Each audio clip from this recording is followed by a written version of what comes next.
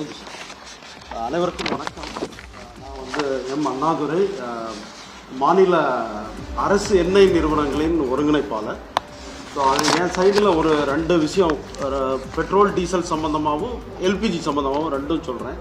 முதற்கண் MS HSD, petrol and diesel, motor spirit and diesel பார்த்தீங்கன்னா முதல்ல கையிருப்பு இப்போதைக்கு நம்ம சப்ளை பண்ணுற தமிழ்நாடு பூரா இருக்கிற டெர்மினல்ஸ்னு சொல்லுவோம் நாங்கள் எல்லாம், பிபிசி, ஐஓசி, ஹெச்பிசியினுடைய நிறுவனங்கள்லேயே நமக்கு வந்து ஸ்டாக்கு அங்கே வந்து பைப்லைன்ஸ் மூலமும் வேகன் மூலமும் ரயில் வேகன் மூலமும் மூவ் ஆகுது.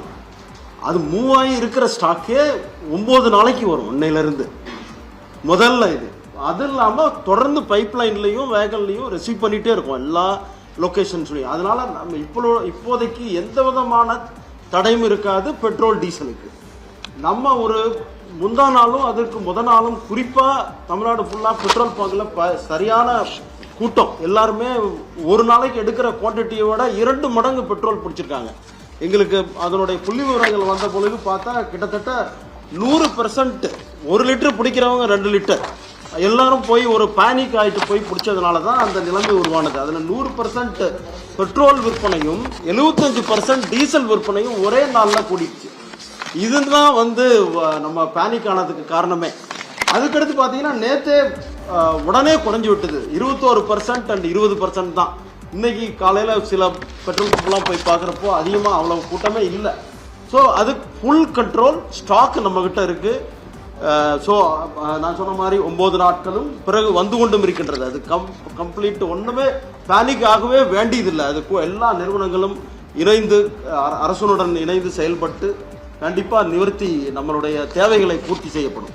ஃபஸ்ட்டு அது ஸ்டாக்கும் சொல்லிட்டேன். அப்புறம் அடுத்தது பார்த்தீங்கன்னா எல்பிஜிக்கு வந்தால் டொமஸ்டிக் பொறுத்தவரை மத்திய அரசு அறிவிப்பின்படி 25 நாளைக்கு ஒரு தடவை நகர்ப்புறங்களிலே இருக்கிற வீடுகளுக்கு எல்பிஜி சிலிண்டர் கொடுக்கப்படும். இந்த நம்ம சுச்சுவேஷனை சமாளிக்கணுங்கிறதுக்காக தான் இந்த ஒரு ரெஸ்ட்ரிக்ஷன். அப்புறம் ரூரல் சைடு என்ன அப்படின்னா 45 நாளைக்கு ஒரு முறை. ஸோ டொமஸ்டிக்கும் மோரார்லெஸ் அண்டர் கண்ட்ரோல், ஸ்டாக்ஸ் இருக்கு, கவர்மெண்ட்டும் அரேஞ்ச் பண்ணிட்டு இருக்கு. இப்போ இந்த மாதம் முடிவு வரையே ஸ்டாக் இருக்கு.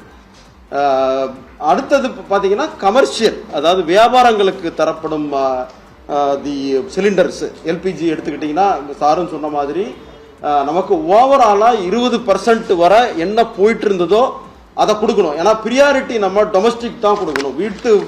வீட்டில் இருக்கிறவங்கள முக்கியமாக அவர்களுடைய தேவைகளை பார்த்து கொள்ள வேண்டும். முதல் எய்ம் அதுங்கிறதுனால அது 20% வரை கொடுக்கலாம் அப்படின்னு வியாபார நிறுவனங்கள் கொடுக்கலான்னு சொல்லி அறிவுறுத்தப்பட்டிருக்கிறது. அதுலேயே ப்ரியாரிட்டியாக ஹாஸ்பிட்டல்ஸ் நம்பர் 1 நமக்கு தேவை.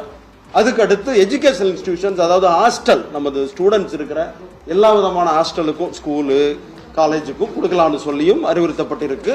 மீதி இருக்கிறத ஒரு குழுவாக மறுபடியும் மத்திய அரசு அறிவுறுத்தல்படியும் ஸ்டேட் கவர்மெண்ட்டுடைய குழுவுடன் இணைந்து ஆயில் நிறுவனங்கள் எல்லாம் மீதி இருக்கிற குவான்டிட்டியும் மற்ற ஒரு ப்ரியாரிட்டி ஐடென்டிஃபை பண்ணி அவங்களுக்கு வழங்கப்படும் என்பதை இந்த நேரத்தில் தெரிவித்துக் கொள்கிறேன்.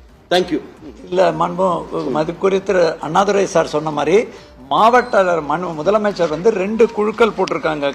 குழுக்கள் போட்டு ஒன்று வந்து வீட்டுக்கான வணிக நிறுவனங்களுக்கு எரிவாயு சிலிண்டர் விநியோகத்திற்கு முறைப்படுத்த, அதுக்கு வந்து அரசு கூடுதல் தலைமை செயலர் உள்துறை அவரோட தலைமையில் அரசில் கூடுதல் தலைமை குறு சிறு மற்றும் நடுத்தர எம்எஸ்எம்இ துறை, அதே மாதிரி தொழில்துறை மற்றும் நம்மளோட மையப்பகுதியாக நம்மளோட கூட்டுறவு உணவு மற்றும் நுகர்வோர் பாதுகாப்புத்துறை. அந்த குழு வந்து தொழிற்சாலைகள், உணவகங்கள், கேன்டீன்கள், உணவு தயாரிக்கும் கூடங்கள் போன்ற வணிக நிறுவனங்களுக்கு முறையாக எல்பிஜி சிலிண்டர் அளவீட்டினை வர ஒதுக்கீடு, இவங்க கொடுக்குற ஒதுக்கீடு, அதை வந்து விநியோகம் செய்வதற்கு அவங்க வந்து அறிவுரை வழங்குவாங்க, கண்காணிப்பாங்க. நான் ஏற்கனவே சொன்ன மாவட்ட ஆட்சித்தலைவர் தலைமையிலையும் இருக்கக்கூடிய அந்த குழுவில் தலைவர் மாவட்ட ஆட்சியர், மாவட்ட வருவாய் அலுவலர், மாவட்ட வழங்கல் டிஸ்ட்ரிக்ட் சப்ளை ஆஃபீஸர், அதுக்கப்புறம் Indian oil corporation, Hindustan petroleum மற்றும் பாரத் பெட்ரோலியமோட உறுப்பினர்கள் இருக்காங்க. எங்களோட அன்பான வேண்டுகோள் என்னன்னா, அதிகாரப்பூர்வமாக சார் வந்து அந்த சப்ளைஸ் பூராமே உங்களுக்கு ஏற்கனவே பல முறை முதலமைச்சரும் இதை தெளிவுபடுத்தியிருக்காங்க. பல்வேறு முறை நம்மளோட செயலர்களும் அதே மாதிரி தலைமை செயலரும் சொல்லியிருக்காங்க. இது வந்து ஒன்றிய அரசோட நம்ம தொடர்ந்து கலந்து பேசி, இது வந்து ஒரு அவுட் சைடு இஷ்யூங்கிறதுனால அவர்களுக்கு என்ன இவங்க கண்டென்ட் நமக்கு சொல்றாங்களோ தகவல் வர்றதை உடனுக்குடன் நம்ம உங்க இடத்த கொடுத்துருவோம். That is one. Second is, தயவுசெய்து இந்த நேரத்தில் வதந்திகளை நம்பி தேவையில்லாமல் சில பேர் பண்ணிட்டு இருக்காங்க. அந்த வதந்திகள் நம்பக்கூடாது. இன்னொன்று, இவர்களிடத்திலும் பிளாக் மார்க்கெட்டிங் மேலே கடுமையான நடவடிக்கை எடுக்க தலைமை செயலரும் முதலமைச்சரும், இவங்க பை சான்ஸ் யாராவது பிளாக் மார்க்கெட் பண்ணுறாங்க, ஏதாவது சில மாவட்டங்களில் பண்ணுறாங்க, அவங்க மேலேயும் தேவையில்லாமல் இந்த நேரத்தில் அந்த மாதிரி தவறுகளில் ஈடுபட வேண்டாம். அதிகாரப்பூர்வ தகவல் இவங்க கிடைக்க தகவல் இவர் நேரடியாக சொல்லுவாங்க, இல்லையா எங்க மூலமா நாங்கள் சொல்லுவோம். அதை தான் நம்ம நம்ப முடியும். நாங்களுமே அதுதான் நம்ப முடியும். நாங்கள் அப்படியே அக்ராஸ் த போர்ட் சொல்லிட முடியாது.